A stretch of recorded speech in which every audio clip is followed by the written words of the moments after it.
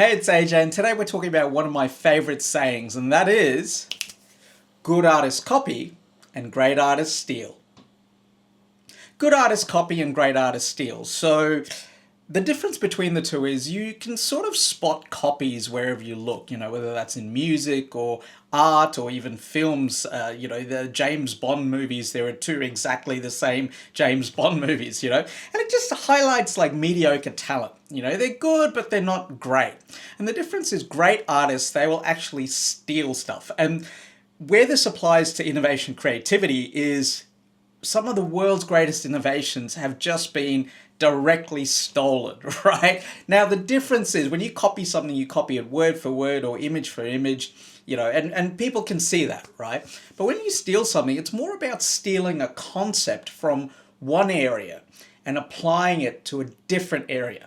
So, for instance, one of my favorite inventions of all time in modern world is the invention of the iPhone. Now, when Jobsy came up with the idea, or his team came up with the idea and built it out, all the technologies that went into the original iPhone were available elsewhere, but they'd never been combined in such a way to create that new product. So good artists copy, great artists steal. So I wanted to share this with you because I've been doing something that you might not realize what I've been doing, and I've been stealing an idea, right? Volkswagen during the 1960s came up with this incredible, one of the most inventive campaigns, marketing campaigns of all time, and that is the Think Small campaign. It was launched in 1959 by an agency, I believe, called DDB, and they came up with the Think Small ad, and it was about, at the time, Volkswagen wanted to enter the USA market, and they were competing with the big American brands, and American consumers love their big cars. How are they going to match with a tiny little bug, right? So this agency came up with this brand and basically acknowledged, the power of small, the power of little, the power of doing things differently, and it was a reverse psychology campaign. It was quite successful. And I was looking at my own situation here in Australia in regards of speaking, meeting and events industries. The industry itself completely closed off. I'm the wrong everything for them. So they're not really going to talk to me and put me on big stages. So I've got to figure out, how do I compete with that? And for many, many years, I was very upset because I just could not break through. And then last year happened and I got a lot of sponsors, not like sponsoring my talk, but people that vouched for me. They were willing to put their mark down, which is different to mentoring, because mentoring will say, come here, I'll teach you all this stuff and I'll support you. But, sponsoring is just putting your mark on someone and supporting them and say, hey, I believe in them, they're good, you should use them.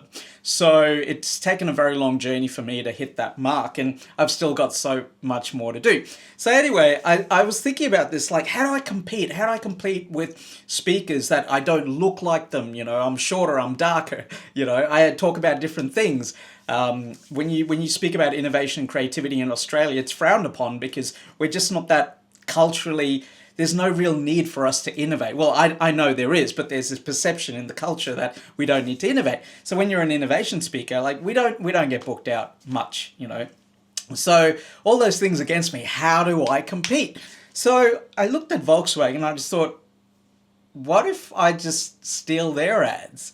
And so at the end of this video, you'll see the Volkswagen ad and then my ad. And I just wanted to share that all with you watching this video, because I'm in the middle of go to market, which is basically I get all my marketing assets and then I go out to the market. I'm contacting people, myself and my business manager contacting people, trying to get on stages, trying to support organization leaders. And look, I've calculated there's around about 480 paid speaking opportunities in Australia.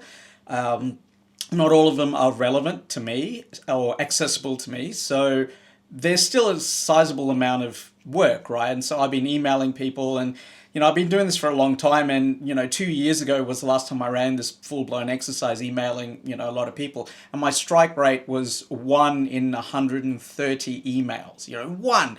Like they are so locked down. The industry is so locked down, so insulated. They're not open to new speakers or fresh talent. They just keep going the same old, same way.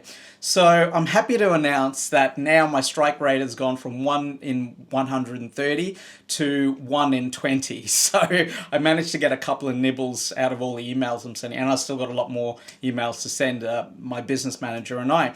And so I just want to say that this exercise really, if anyone thinks they can, overnight be a professional speaker, even if they're so good, you still got to market yourself, got to promote yourself, and that's torture.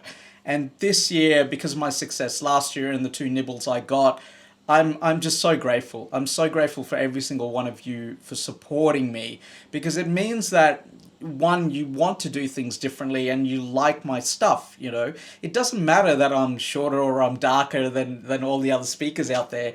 You value great ideas, and you believe that a good idea can come from anywhere or anyone.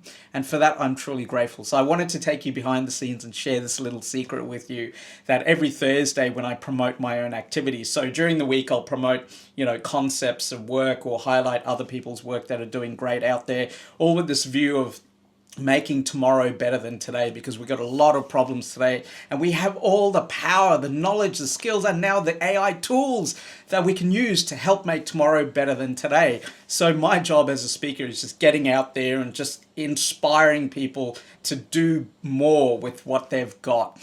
And it means the world to me, because when you do exercises like go to market, it really sort of highlights just how hard the process is.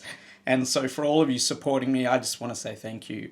I probably would have given up this business, and I probably wouldn't have survived mentally if it wasn't for your love, support, connection. Every comment, every DM, every like means the world to me, because when you're trying to do something new, well, you know how that goes, right? So anyway, I'll close this video now with the comparison between my work and Volkswagen's work, and you can have a bit of a giggle. So every Thursday when I promote my work, I call it Pimping Thursdays, because I pimp myself out. So every Thursday when I do an ad, you and I both know the secret of where it comes from now. So yeah, all the best all the way. Whatever happens in business and in life, I wish you nothing but success.